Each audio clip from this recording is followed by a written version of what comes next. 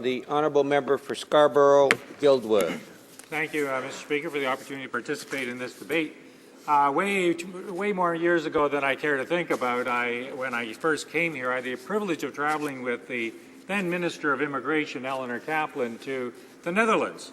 And we were on a trip to see how other systems worked. And when we stopped in the Netherlands, we were somewhat surprised to learn that they actually had no system of immigration. They were, for their history, a producer of immigrants. Their experience was entirely with emigration, and those who did come to the Netherlands came in as temporary foreign workers. They had no concept that these people would actually want to move here, move to the Netherlands and become citizens of the Netherlands. And so the emphasis was on temporary foreign workers, and sometimes temporary meant several generations in the same country. And foreign meant definitely foreign, that these folks would live in their own little enclave. And when they talked about workers, the workers were the workers in job areas which no person from the Netherlands really wanted. And so it was an exposure that I didn't actually appreciate at the time to how a temporary foreign workers program can actually run amok. So here we are 15 years later, and we are in a situation where we have a program that's kind of run out of control. I take it from the minister's remarks that about 80% of our motion is acceptable to him, because it is a recognition that there are anomalies in the system, difficulties in the system for which the program was not intended. So our understanding of how a temporary foreign workers program should work is that temporary should be temporary, and that foreign may well be foreign, but we want ultimately people to be coming to this country so that temporary does become permanent, that foreign does become domestic, and worker does become career. And I think that is ultimately a good element of this potential program. Every nation in the world, Mr. Speaker, needs a temporary foreign workers program. There's no ifs, ands, or buts about that. There is an element there where there are work shortages in specific areas, and you need a well-designed program. You don't need a program that has these kinds of difficulties. So here we are. I wind forward 14, 15 years, and I'm in my office this time last year, Mr. Speaker, when this woman comes in to visit me. And she, and you may or may not know, Mr. Speaker, but the Scarborough is home to a lot of back office functions for financial services.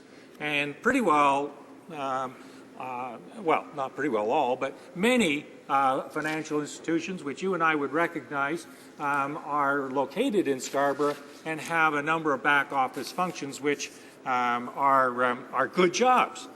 And so this woman was describing her situation, and her situation was that her particular financial institution had brought in a number of temporary foreign workers to work with her and her colleagues. And her job was to train these temporary foreign workers so that after a period of time, they in turn would go back to their own home, in this particular case, India. And then, at that point, she and her colleagues would turn out the lights and transfer all of those jobs back to where the temporary foreign workers were.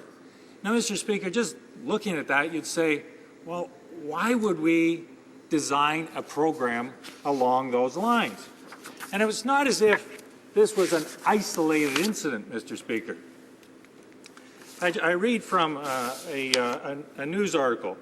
Another source who claims to have worked at TD for more than 15 years wrote in to say a company recently announced the employee's position redundant. In order to receive a severance package, the employee claims he or she had to spend 4 months training the people the company hired to fill the so-called redundant position. This has been happening for months at TD, the email read, adding, the company is in a trial phase for such shifts. Now, this kind of blew up this time last year, Mr. Speaker, and several CEOs of large financial institutions had to go on television and say, yes, but, well, it is actually true, and we are trying to find jobs for the Canadians who are quote-unquote redundant, and indeed some of them did get placed, and certainly under media and possibly even government pressure, they found themselves to have jobs in that institution. But had there not been the light exposing this temporary foreign workers program, I don't think that anything actually would have happened.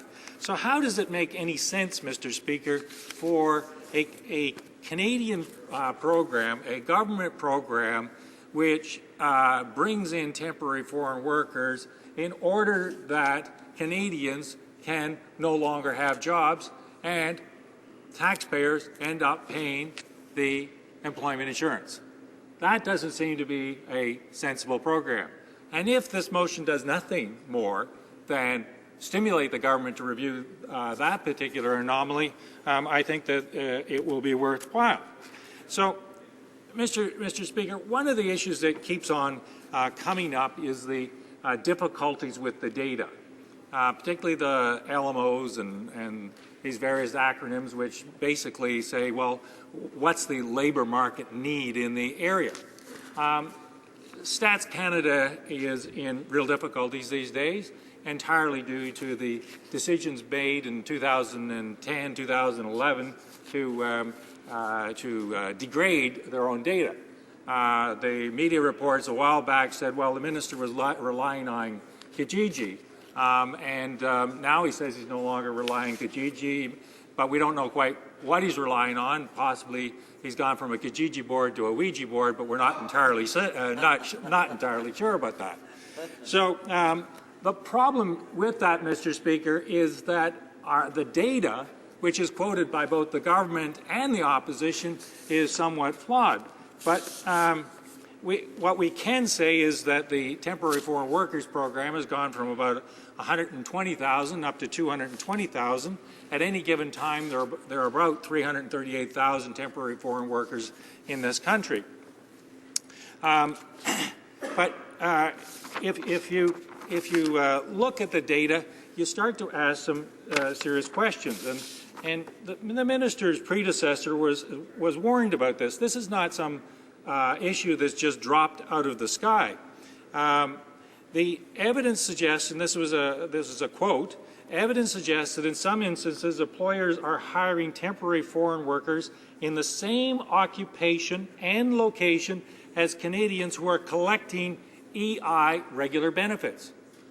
How does that possibly make any sense, Mr. Speaker? And then it goes on to say in January 2012, Alberta employers received positive confirmation, i.e. they received the permission to hire 1,200 temporary foreign workers in as food counter attendants. Meanwhile, 350 people made claims for EI in exactly the same category that very year. 2,200 general farm workers submitted EI claims in that same month, and 1,500 foreign nationals got work under the temporary foreign workers program. So, Mr. Speaker, this kind of stuff stops making sense, and I don't know how any right-thinking Canadian can actually say, well, why is it we are using taxpayers' money to have a program in order to make sure that Canadians cease to have jobs, and in order to and we in turn pay for it out of our own EI. So I was actually encouraged, Mr. Speaker, by the minister's openness to many of the proposals in the Opposition Day motion. I think he's 80% there. I think that he could get to there 100% by the end of the day, if in fact he invited the Auditor General to conduct a review, and And I join in with my colleague from Melpeck who says, well, you know, you can walk and chew gum at the same time.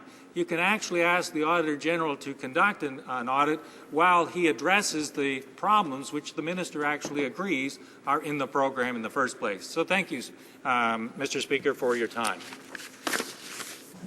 Questions and comments? Question